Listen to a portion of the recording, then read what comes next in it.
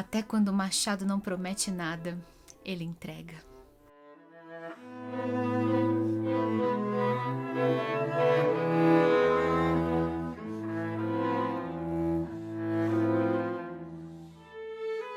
Olá, gente, estou de volta em mais um vídeo em que eu vou encerrando um projeto, um ciclo aqui no meu canal, como das leituras coletivas.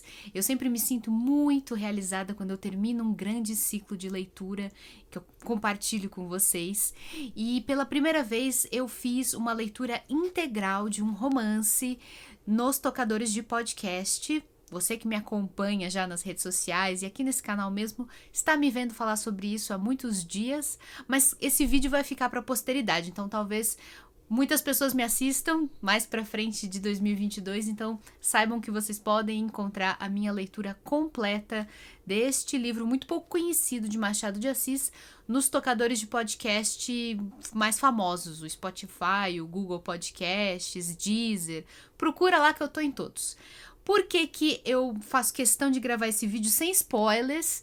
É porque vocês sabem que a minha meta nesse canal é ler 1001 livros antes de morrer, e eu acabei de ler um livro, então eu tenho que fazer o registro, eu tenho que fazer a contagem, que sempre aparece aqui embaixo no título. A contagem desse vai ser 353. Eu já passei de 1/3 da minha meta. Mas, enfim... eu escolhi ler Casa Velha porque me pareceu ser uma solução mais fácil, porque é uma história curta, em apenas 10 capítulos, ia ser a minha primeira experiência fazendo uma leitura integral, eu não sabia se vocês iam gostar, então eu resolvi escolher uma história simples, de narrativa enxuta, poucos personagens, e que eu pudesse, né, abordar de maneira assim mais tranquila. Mas, como sempre, né, eu me enganei, porque o Machado de Assis, ele até quando ele parece ser simples... Nesse caso, eu terminei de fazer essa leitura pensando, tá aí, uma história simples, uma coisa bonitinha tudo, mas sem grandes dificuldades, certo? Errado. Quando eu fui ler os textos que essa edição da Editora Garnier traz aqui na introdução, eu percebi que há camadas e camadas e camadas sobrepostas de complexidade e de possibilidades de interpretação que me fizeram cair para trás. Eu não vou falar a respeito delas agora, porque o meu objetivo nesse vídeo não é fazer revelações sobre o enredo, né? Eu quero que isso aqui seja livre de spoilers, mas eu vou gravar um episódio bônus do meu podcast que vai trazer essas análises, que eu faço questão de dizer que não são minhas, por mais que eu seja uma leitora... acho que até bastante dedicada de Machado de Assis, eu não tive capacidade sozinha de fazer todas as interpretações que esse acadêmico aqui, o John Gladson, da Universidade de Liverpool, fez nesse pequeno ensaio que é a introdução desse livro.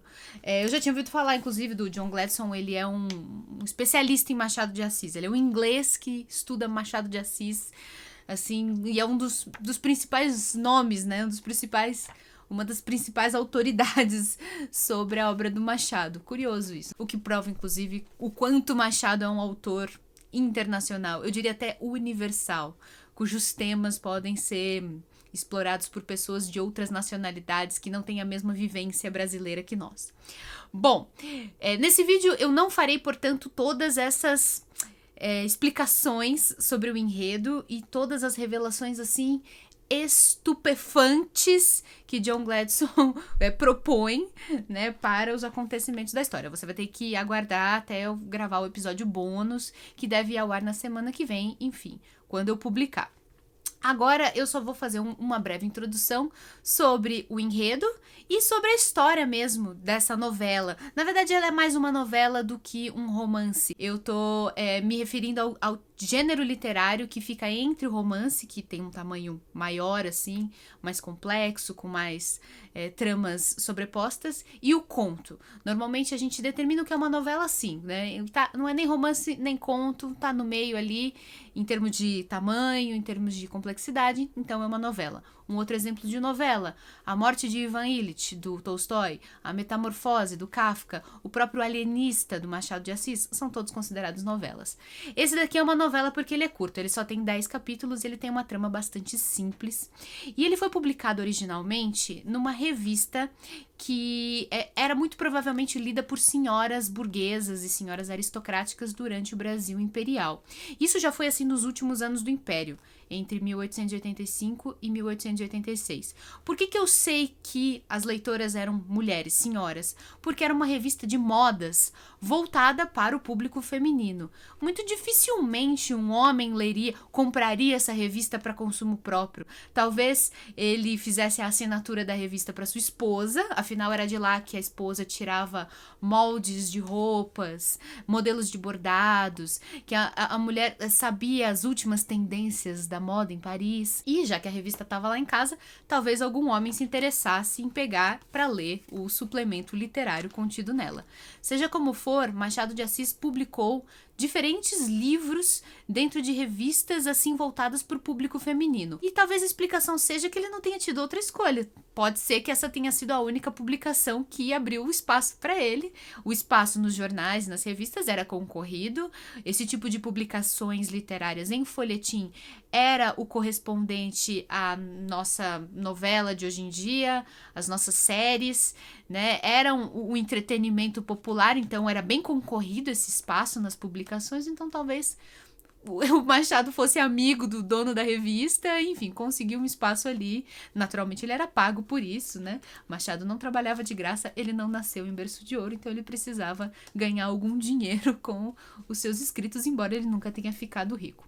O fato é que ele publicou lá dentro essa história e ele nunca quis republicar depois, reeditar a obra em forma de livro, diferente do que ele fez com todos os seus outros romances que chegaram até nós. Isso sem falar dos muitos volumes de contos que ele editou. Ele ia publicando contos em jornais e revistas, quem quer que aceitasse publicá-lo e pagasse por isso. E depois ele selecionava os seus favoritos e publicava seleções de contos. Mas ele nunca quis publicar Casa Velha e a gente não sabe muito bem por quê. E o fato de não ter virado livro, o fato de só ter saído numa revista mais ou menos obscura e feminina, sei lá qual foi a razão, esse trabalho não aparecia nem mesmo naquelas coleções de obras completas que começaram a fazer depois da morte do Machado de Assis no começo do século XX. O trabalho foi esquecido, perdeu-se a noção de que ele um dia tinha sido escrito. Foram necessários passar mais de 50 anos para que uma pesquisadora chamada Lúcia Miguel Pereira descobrisse por acaso um dos capítulos dessa obra, né, vendo uma revista antiga, tal, fazendo pesquisas. Ela descobriu um capítulo e pensou: não conheço essa história de Machado de Assis. Vou reunir todos os números. Mas quem disse que ela conseguia encontrar todos os números? Era uma revista de 50 anos antes, era muito difícil. Ela procurou por sebos, livrarias, colecionadores. Durante anos, foram cerca de 8 anos para coletar os 30 números da revista Estação que continham a história completa. Mas no fim ela conseguiu, não ficou faltando nenhum pedacinho, ela conseguiu do começo ao fim juntar todos os pedaços e editou e publicou por essa editora mesmo, a editora Garnier, que até hoje é sediada lá na rua Benjamin Constant, no Rio de Janeiro. E quanto à sinopse, bom, na verdade uma coisa bastante simples. Esta é a história de um padre que pretende fazer um livro falando da história do primeiro reinado. Era um padre que não tinha muita paciência para missa, para fazer sermão no púlpito, para ouvir confissões. Era um padre que meio que tinha umas tendências meio políticas, e ele queria escrever um livro de história sobre o primeiro reinado do Dom Pedro I. E aí, para fazer as suas pesquisas, ele pede autorização para folhear os papéis de um falecido ministro do primeiro reinado, que na sua casa tinha uma grande biblioteca com muitos escritos, muitos textos, muitas coisas que podiam servir para sua pesquisa. Ele pede autorização para a viúva desse ministro falecido, uma senhora chamada Dona Antônia, que reinava ali como a viúva numa grande casa de antiga tradição senhorial no Rio de Janeiro. Uma casa que tem um funcionamento quase similar a uma fazenda, embora estivesse dentro da cidade. Uma casa cheia de escravos e cheia de agregados, pessoas pobres que orbitavam a família principal. O padre vai entrar na intimidade dessa família e vai começar a descobrir as tramas lá dentro. Vai principalmente perceber que o filho e herdeiro de Dona Antônia, que é um rapaz na casa dos 20 anos, está apaixonado por uma agregada, uma moça de nível social muito inferior a ele. E isso não vai dar bom, eu só vou dizer isso. Isso não vai dar bom. O padre vai contar tudo o que vai acontecer, ele vai ser a figura do nosso narrador. Simples, não é verdade? Na época, a Lúcia Miguel Pereira, fazendo a leitura do seu achado, claro que ela ficou bastante feliz, bastante orgulhosa, mas ela analisando o texto em si, ela percebeu que, olha só, foi um trabalho que o Machado publicou em 1885.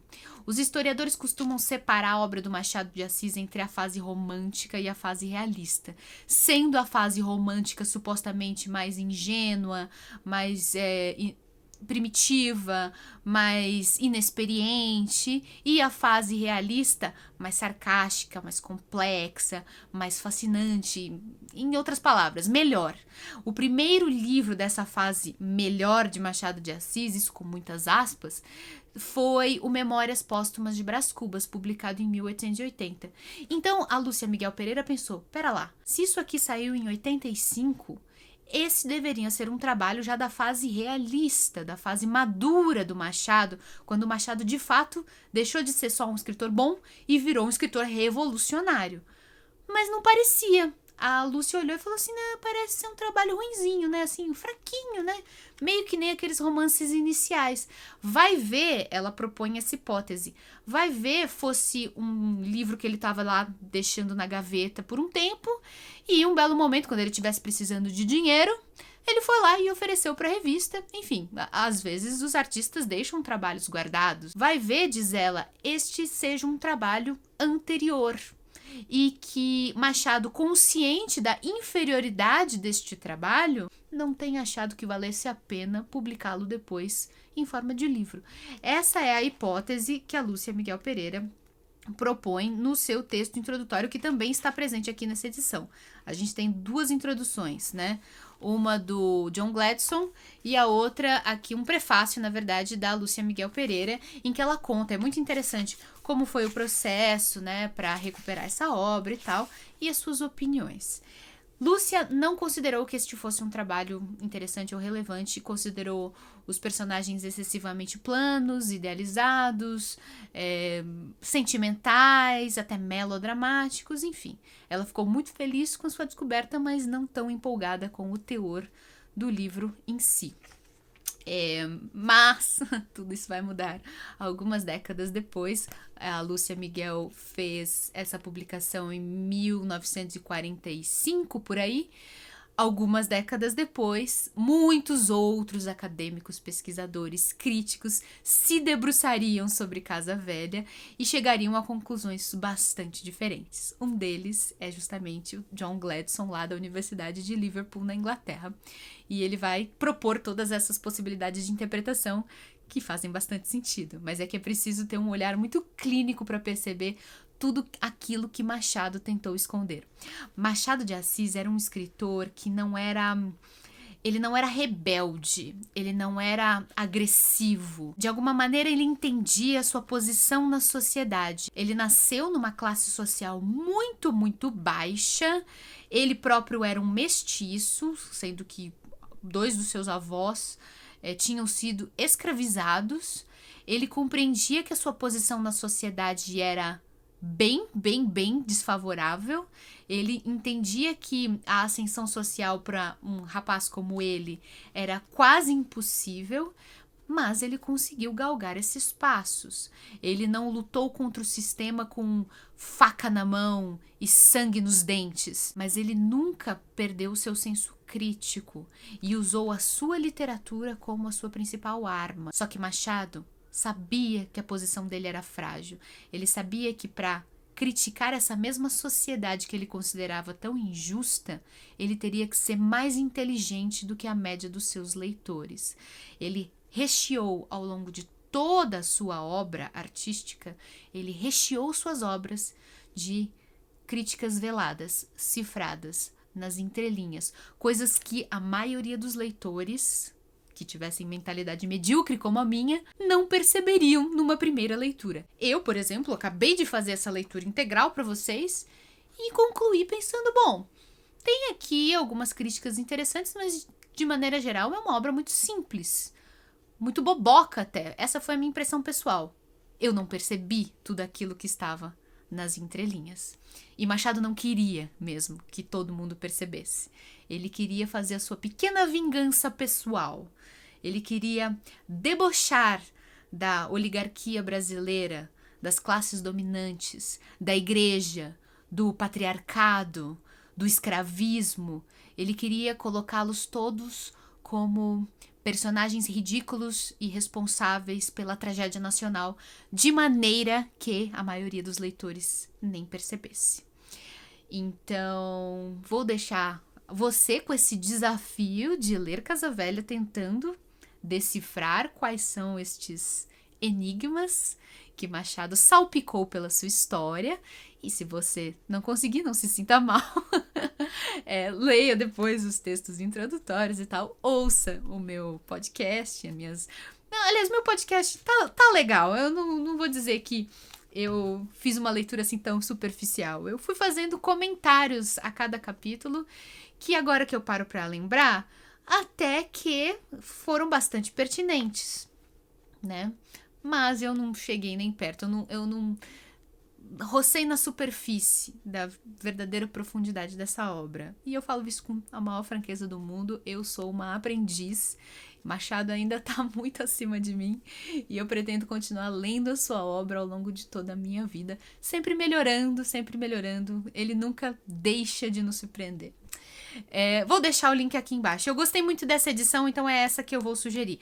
Mas tem esse texto disponível em domínio público, né? Você acha de graça na internet, é fácil. Mas realmente eu acho que vale a pena o investimento por causa dos textos introdutórios.